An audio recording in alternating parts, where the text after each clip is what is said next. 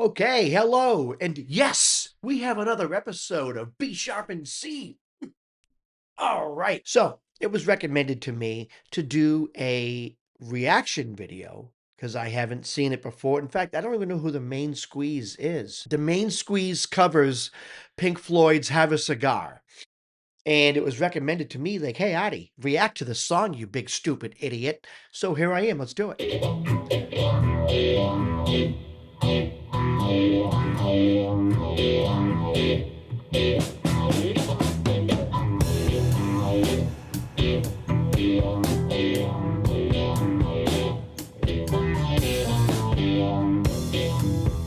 Well, they get the vibe. They get the vibe.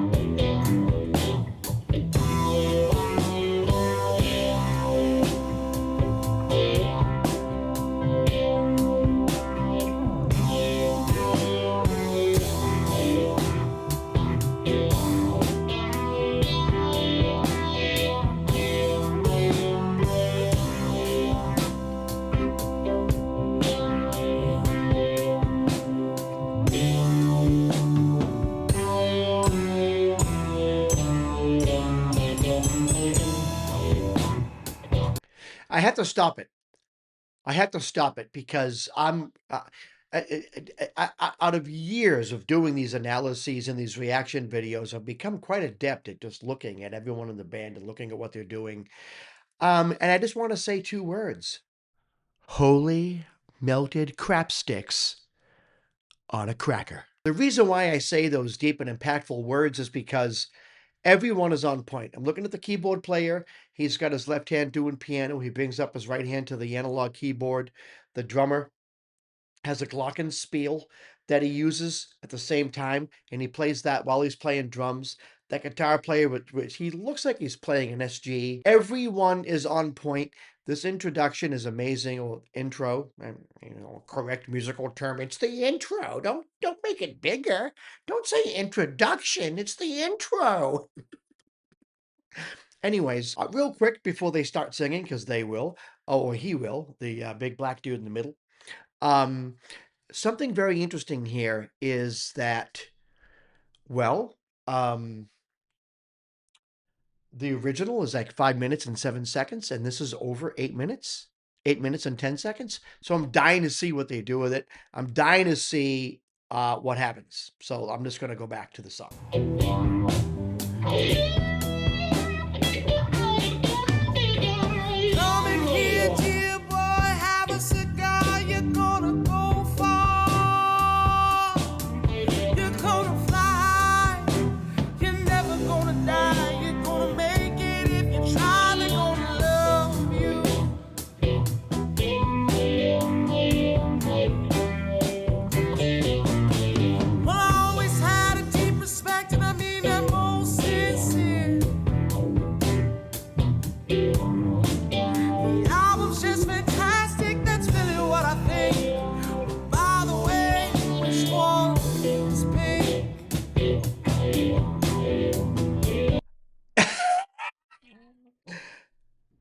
I just did not expect to hear some of the best male vocals I've heard in the past 6 months. Holy crap. Yeah.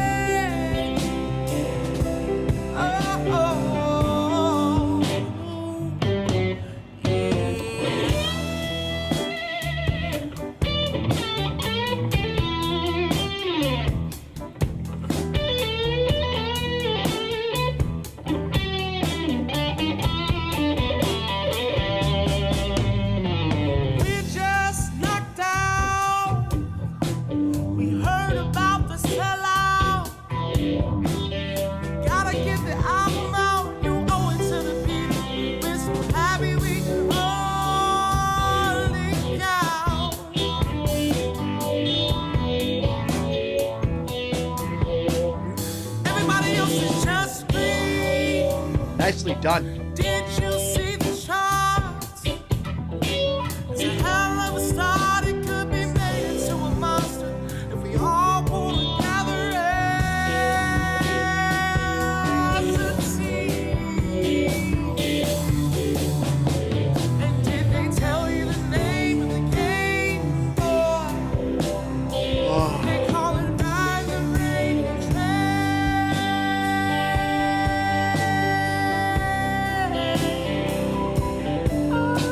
Nice piano. oh. All right, I'm going to stop it. It's been 3 minutes and 20 something seconds. So, all right. So, what do I see here? Um, complete, first of all, it's complete and total awesomeness is what I see. Complete and unequivocal awesomeness is what I see here. And this vocalist, I mean, don't get me wrong, David Gilmour is a very good vocalist. This guy here is a phenomenal vocalist, but he feels the soul and the intention of the original song. So he's taking that emotion and that feel and that jive, and then he's just saying, "Okay, now I'm gonna make it mine." And holy crap, does he make it his? The guitar player is amazing. He's on point. Great, great, great, great inflections, great tone. Bass player is just right in the pocket. The drummer is like, "Yeah, I'm in the pocket, baby." And the keyboard player, who's got quite a responsibility because a lot of Pink Floyd's music is keyboard driven. And I don't know if they would have been what they were without Richard Wright. And I think David Gilmour would agree with me. So if you're a keyboard player and you play Pink Floyd songs, get ready to shine, because if you, that you are a main part of almost every song. Absolutely amazing. Absolutely amazing. I'm just going to go back to it. I mean, what else could I say? I don't know what else I could say. By the way, I was going to point something out. Yeah, where's this dude's microphone? Is it like above him? Where is it? I don't see it. But I believe this is the live performance. It just sounds live. So his microphone, they probably have a microphone that you don't need to be super next to, somewhere out of view, but actually close to him, just not in camera view, but actually close to him. So I'm just gonna go right back.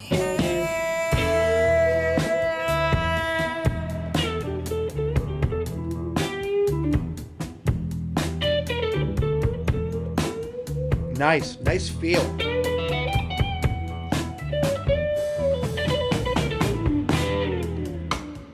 Oh, I'm sorry. That was just almost like a sexual experience, whatever just happened there. So listen to the rim hit. Listen to the rim hit when he slides the guitar. Now, these guys are good. This is the only word I could say is they're just so damn good.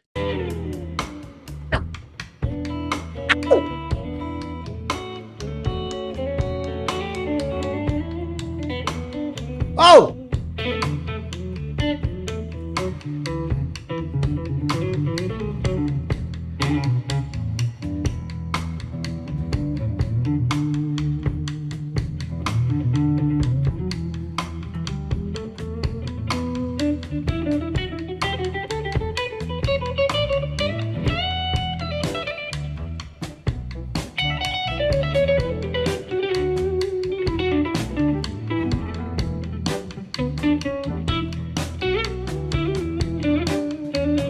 Oh, I mean, you have to understand music to know what he's doing is awesome.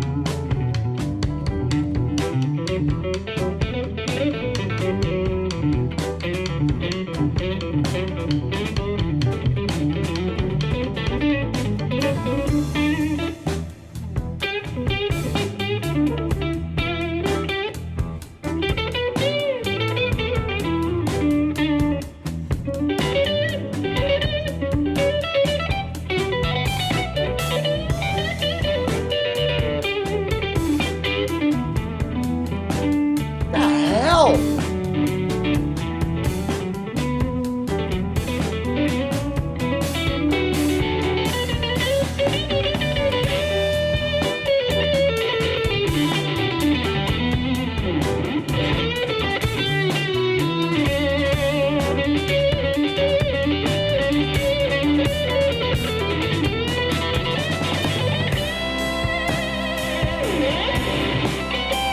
Wow!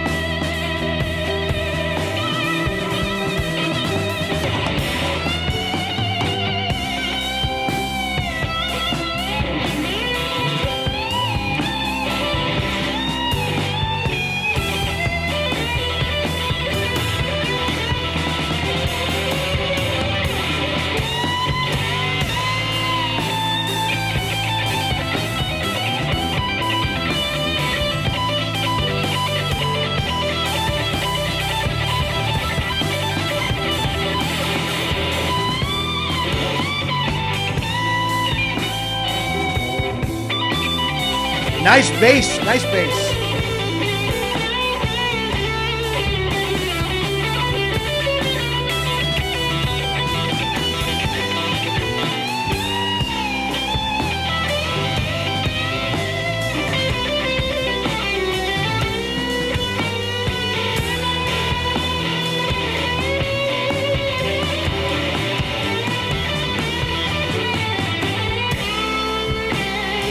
Oh my God, right there.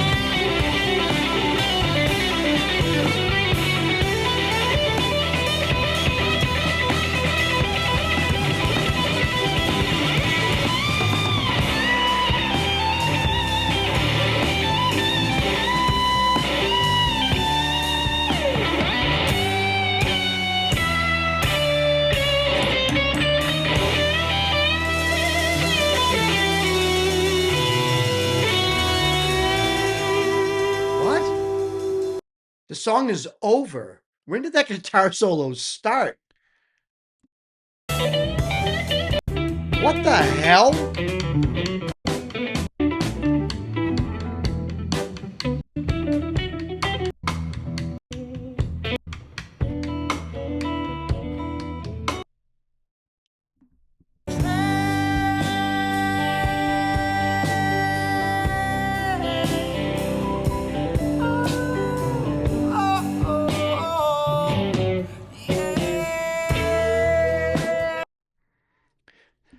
He started at 3 minutes and 28 seconds and ended at 8 minutes and 10 seconds. I mean, look, I can go back and play portions of the guitar solo again, but I just want to say something because the overall, wow, I just have to, the overall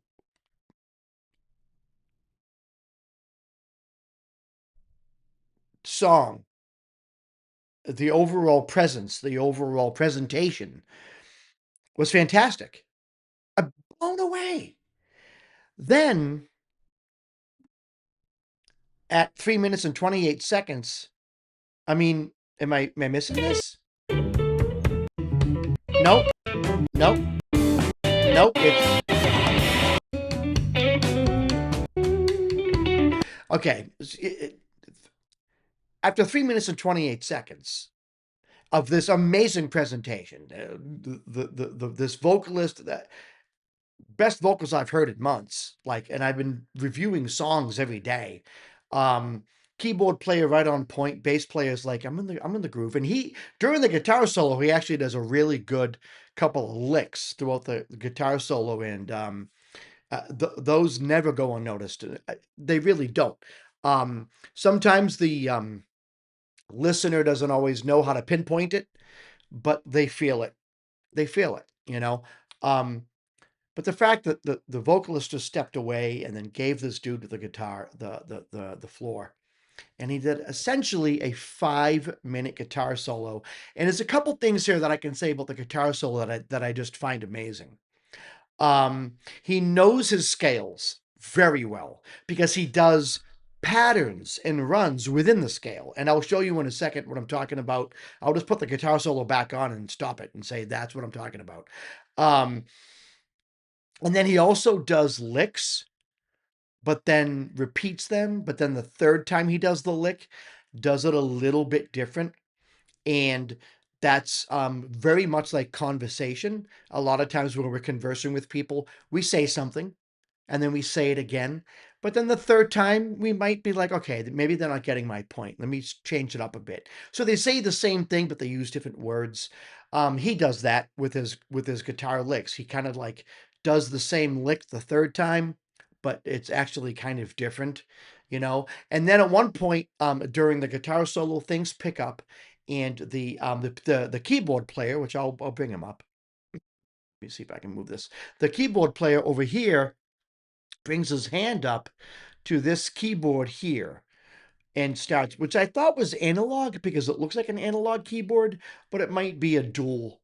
I don't know exactly what it is, but it might be analog and digital, because it looks like he started playing some like regular jazz organ sounds, you know. But yeah, let me just go to 3 minutes. and 28 seconds when the vocalist, this amazing vocalist, steps aside. And I'm going to try not to pause it too much, but we already watched the guitar solo all the way through, so just bear with me.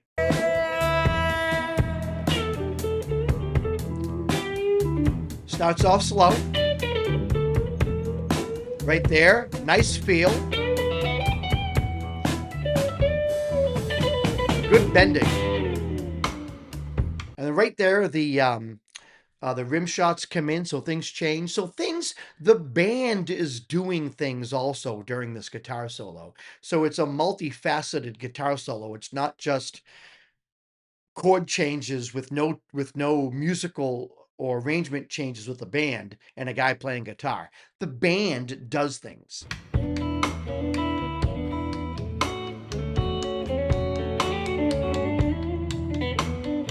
Great tone. Right there is just a little bit of a run out of the scale.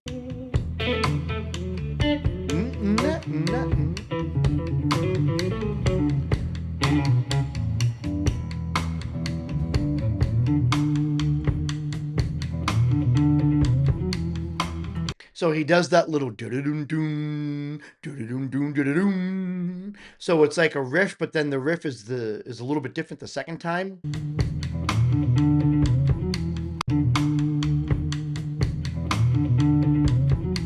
See? He's talking to us. Right there. That is a huge, I think he's just doing triplets up the scale right there. Dun, dun, dun, dun, dun, dun, dun, dun, dun, dun.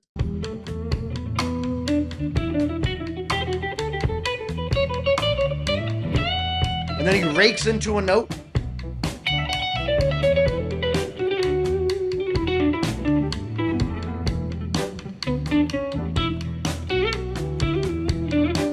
Great control of the fretboard.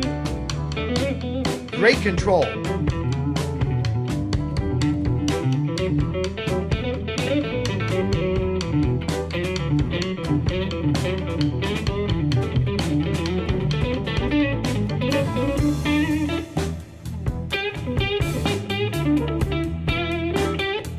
Nice blues. Little blues riff, and he does a half a bend, probably on the 3. Yeah, that's the flat 3, I think.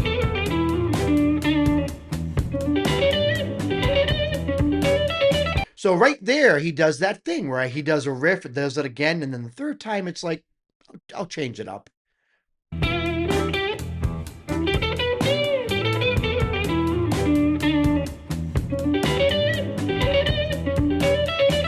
See? Do-do-do-do-do, do-do-do-do-do, do-do-diddle-diddle-diddle-diddle-doo. He changes it up the third time. Stuff like this keeps a person watching going like, oh, because it's not boring.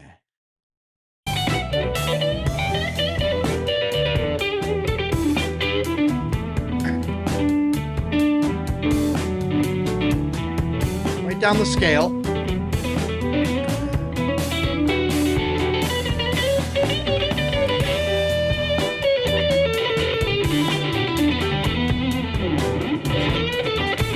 His raking is amazing. It sounds like you're ripping into a note. You're hitting muted notes, and it usually works good with a little bit of overdrive on the guitar, which he has.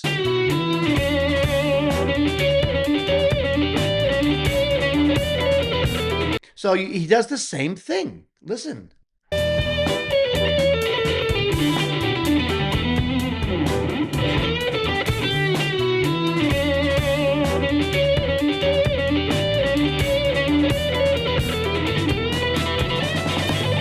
So the same type of riff, but different. Now you notice this keyboard player here is going to reach for his the jazz organ sound, that little keyboard he has on top of the piano.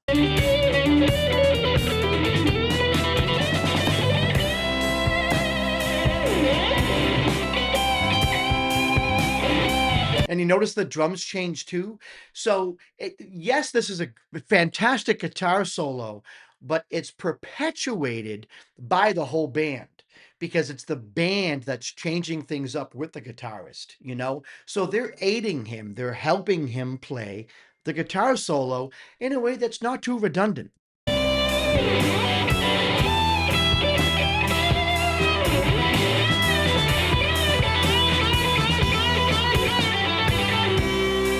Nice. I think that was the flat six, that note right there. Could be wrong. Do do do. I don't. I think it was the flat six.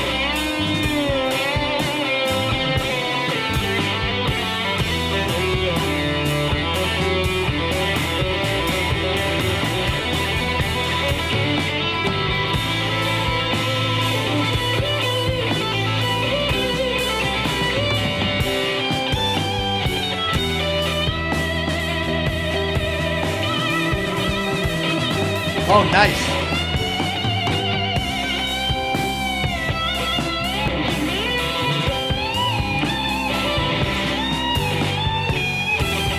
You definitely hear it.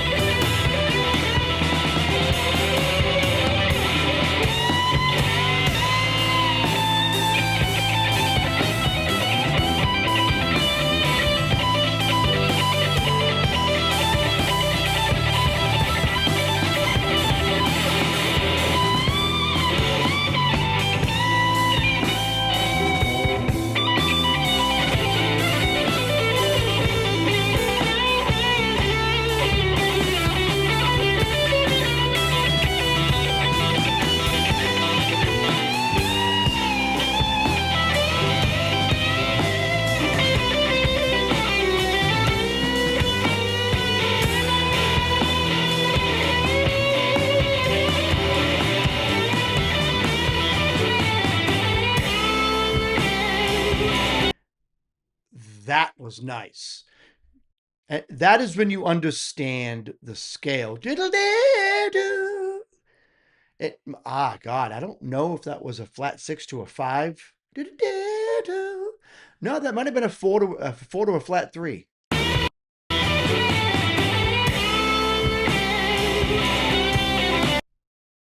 Might have been a four to a flat three.